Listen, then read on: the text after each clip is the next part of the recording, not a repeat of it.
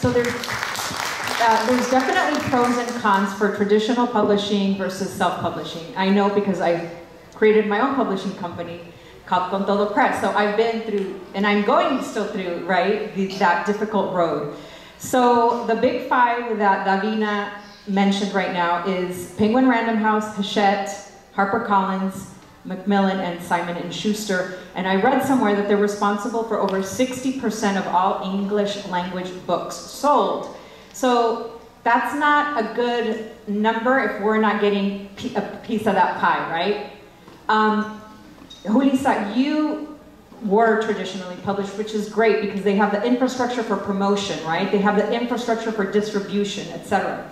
What advice would you give someone that wants to explore traditional publishing before they possibly dive into self-publishing?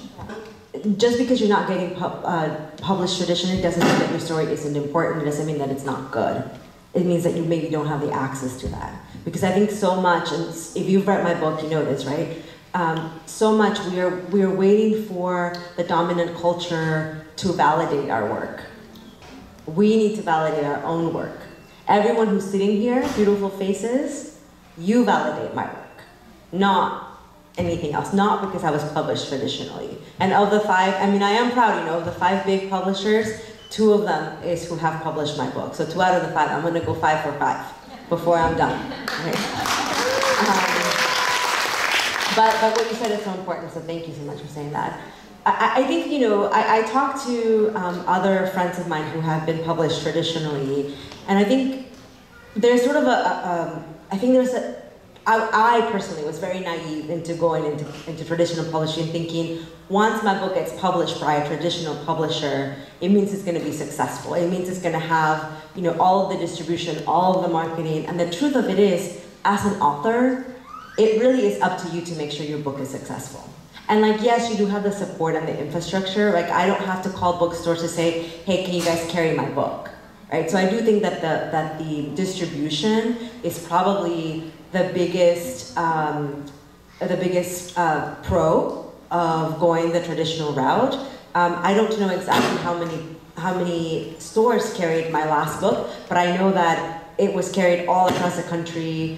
All in, you know, my book was an indie bookseller, meaning that independent bookstores, many of them carried my book in order for it to be an independent bookstore bestseller, right? It was an actual brick and mortar stores, not just on Amazon, not just on Barnes & Noble's online. So I think that the distribution part is probably the biggest advantage of going traditionally. But my biggest advice to you, if you are, you know, a new author that is going to get published by a traditional publisher, is that you really have to advocate for yourself. You really have to tell them what it is that you want out of the promotion, right? I was sort of had to really advocate for myself to say, you know, I want to do this many events in this many stores. Even now, you know, every time I go to a conference, I contact my publisher and say, hey, I'm going to do this conference. Can you put me in contact with a bookseller that can come do a book signing for me? It's because the truth of it is, once your book is published, you sort of get lost, right? Because publishers are focused on their list, on their next list, on their fall list, on their spring list. And once your book is done, you sort of become an afterthought, to be honest. And it's not because there's anything sort of mean going on, it's just because they have to focus on their next authors, right? The books that are coming out. So my biggest advice is you have to advocate for yourself. And you have to put in so much work to make sure that your book is going to be successful.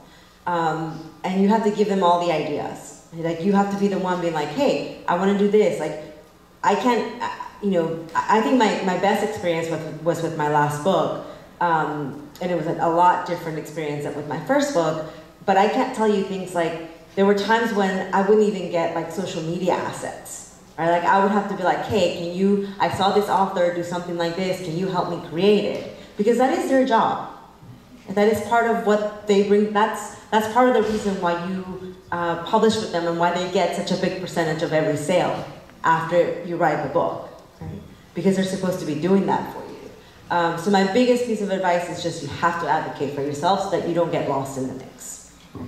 So again, there's pros and cons for traditional versus independent. When you're independent or you self-publish, then you also get 100% of the royalties, right? 100% of the profits. But there's also so many other things you need to take care of. So Davina, that's my next question for you. Talk to us about the challenges of being an independent publisher or a self-published author. Yes, so don't get sad. Hopefully someone here is going to change this, and I definitely want to add my piece into this. Talking about distribution too, because I think this is part of it. As independent publishers, distribution is not the same. So I got approached by a big distributor, actually like almost 2 years ago, and I was like so excited, you know, because once again, you're like, oh, I'm being chosen, you know, and like, unfortunately, I learned so much along the way because they had very few publishers that do bilingual work. So like, they were just like misspelling the Spanish titles. They put us at the bottom of their list. And they were like a big distributor, and I signed with them the first year, and I had a huge, I'm like, thank God I managed to get out of it in good terms.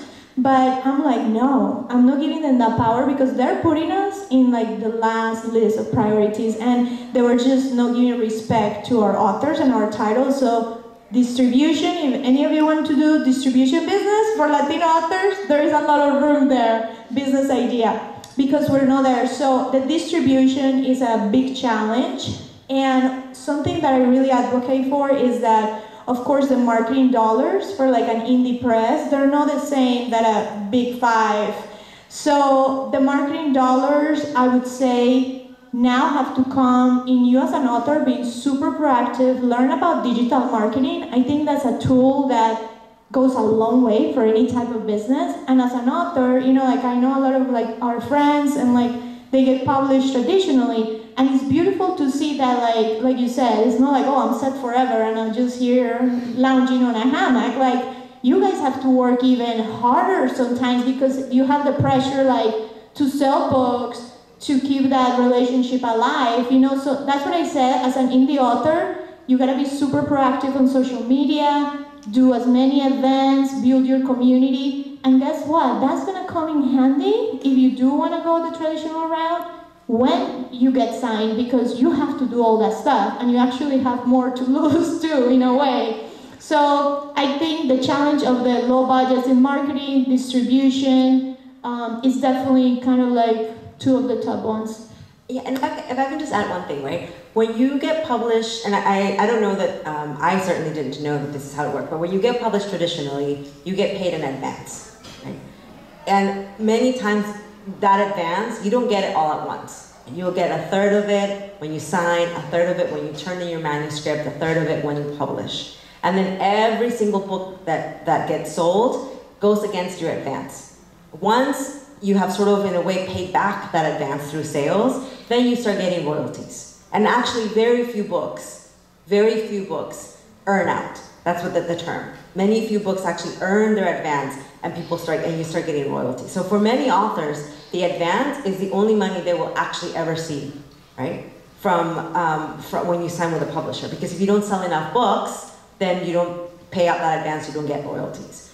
And for a lot of authors though, you know, unless you have another job and so you have income from another job, doing the traditional route is really the only way that realistically you would be able to do it. Because when you're self-published, you're spending all this money to market, to print, all of that. And yes, you get to pay 100% of the money that you make, but you have to wait to earn all of that money, right? Where for me, I'm a full-time writer. I don't have another job other than I write and I speak, right?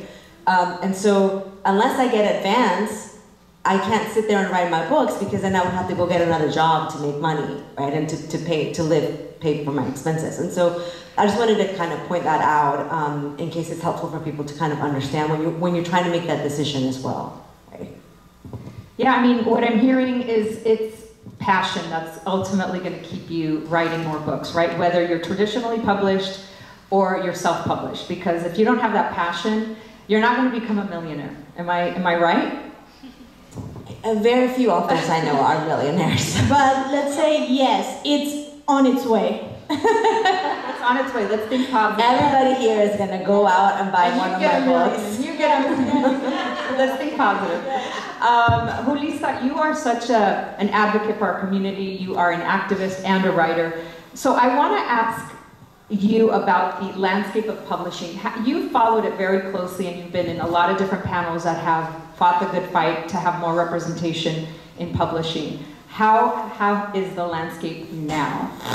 Your book was published in 2016. We're here 2024, almost 10 years, 8 years. How has it changed? Are we better off as Latino writers, do you think? Or are we still like riding that struggle train?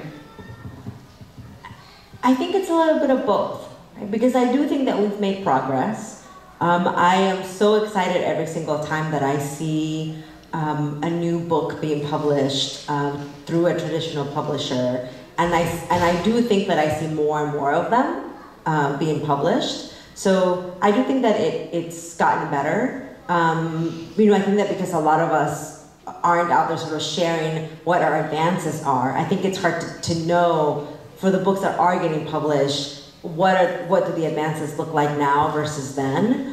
I do think that once you have some success, you can you've earned higher advances, right? And so the hope is that every time you publish a book, your advances are bigger and bigger because your books have done well.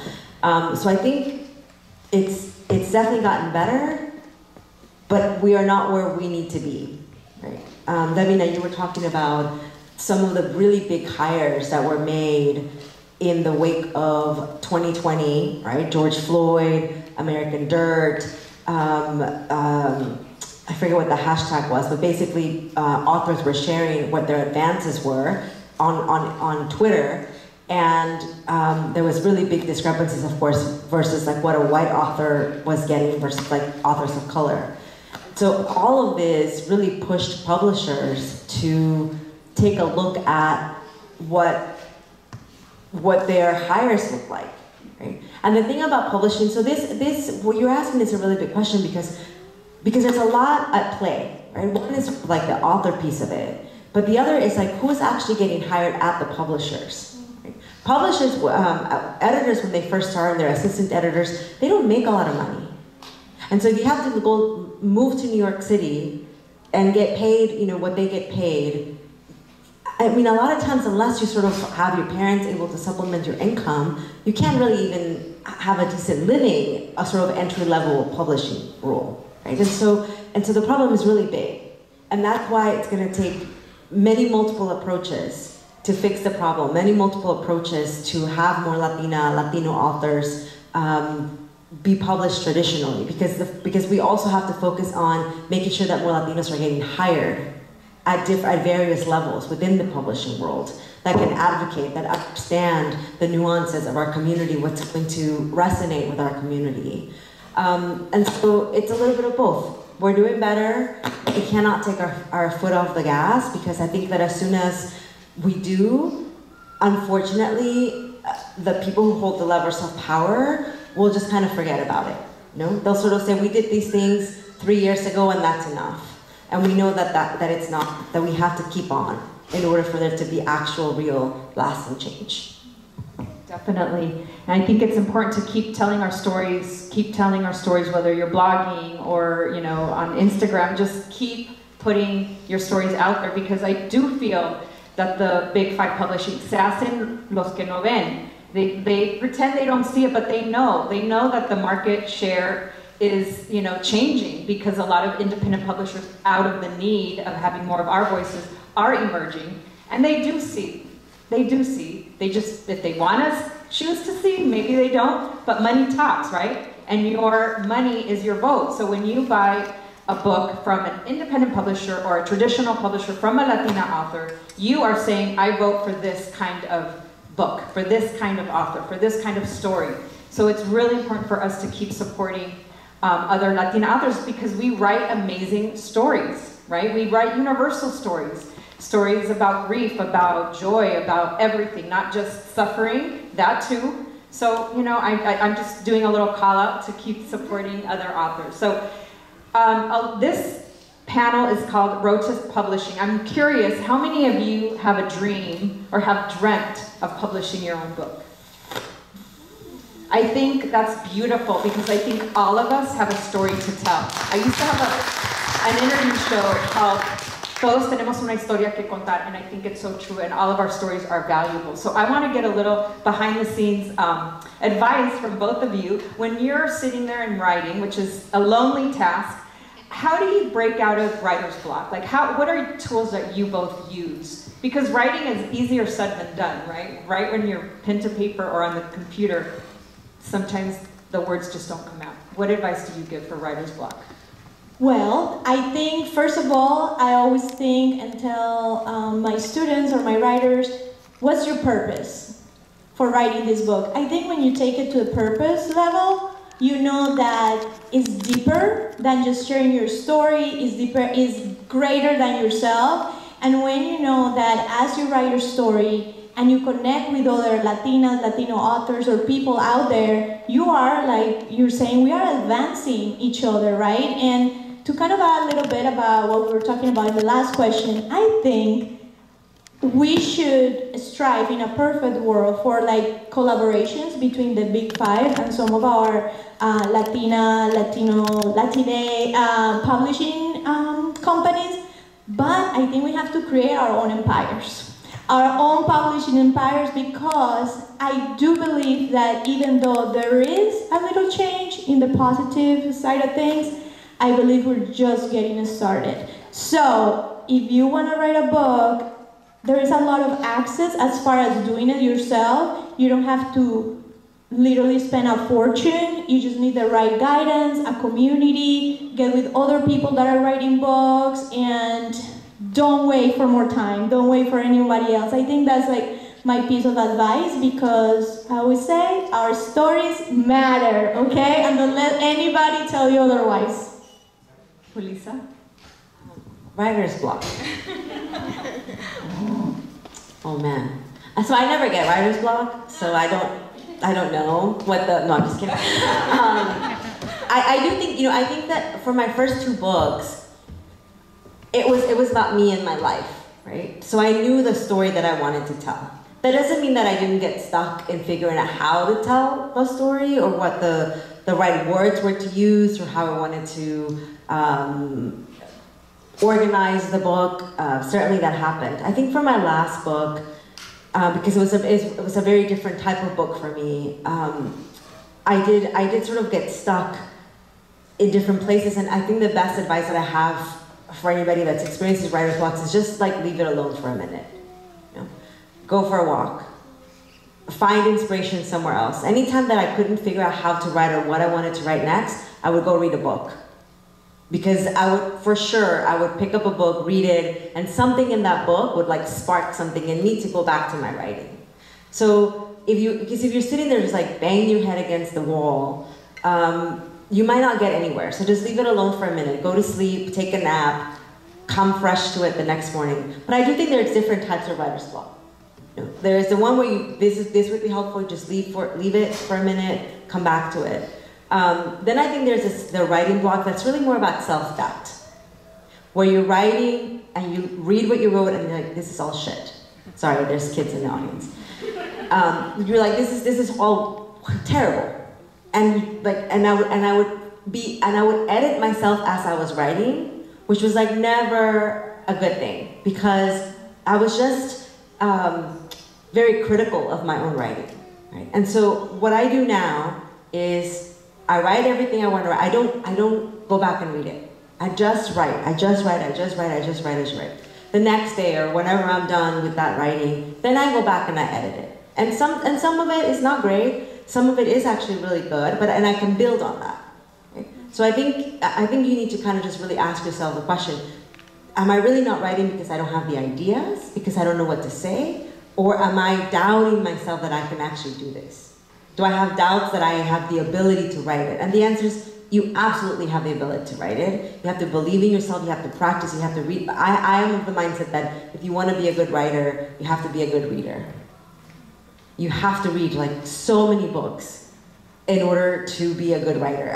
Some people don't believe that. Some people believe that you don't have to read to be a good writer. I think you do.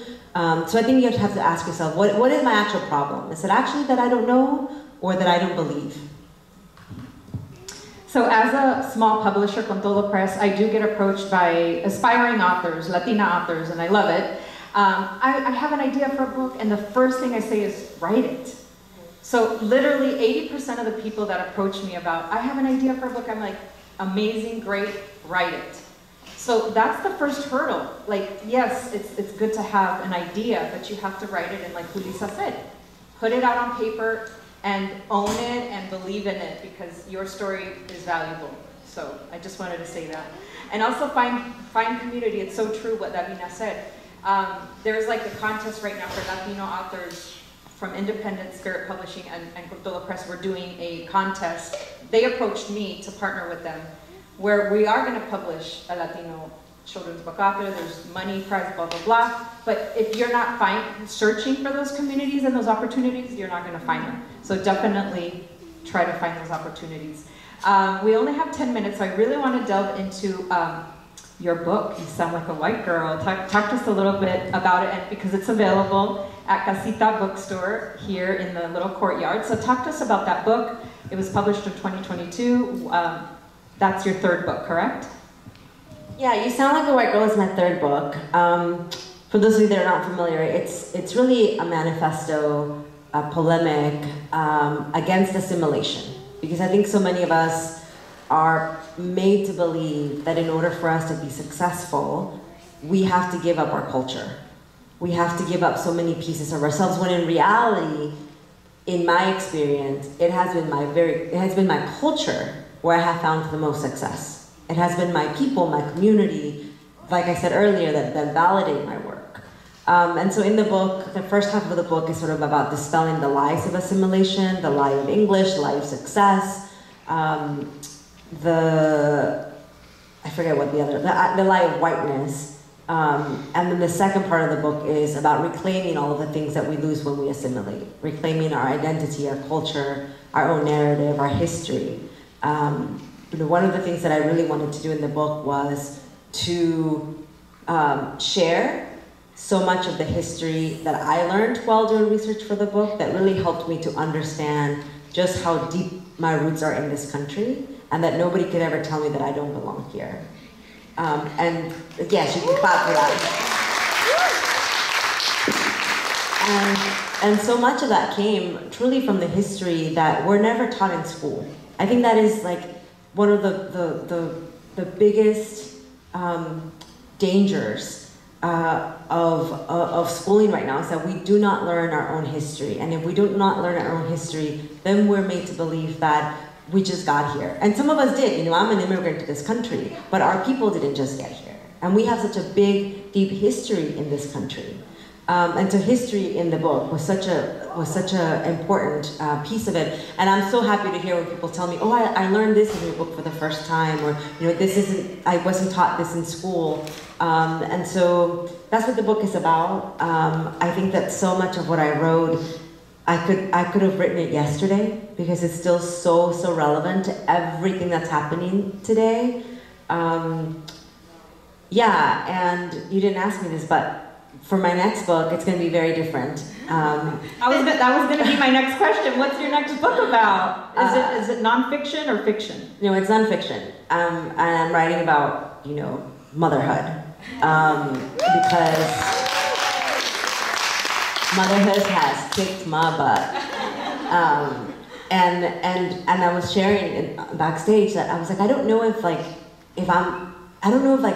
there was something about me, my past experiences, that I feel like I've had such a difficult time, or like, do a lot of women experience this very difficult time and we just don't talk about it enough? Just very, very quick story, because I think it's fascinating.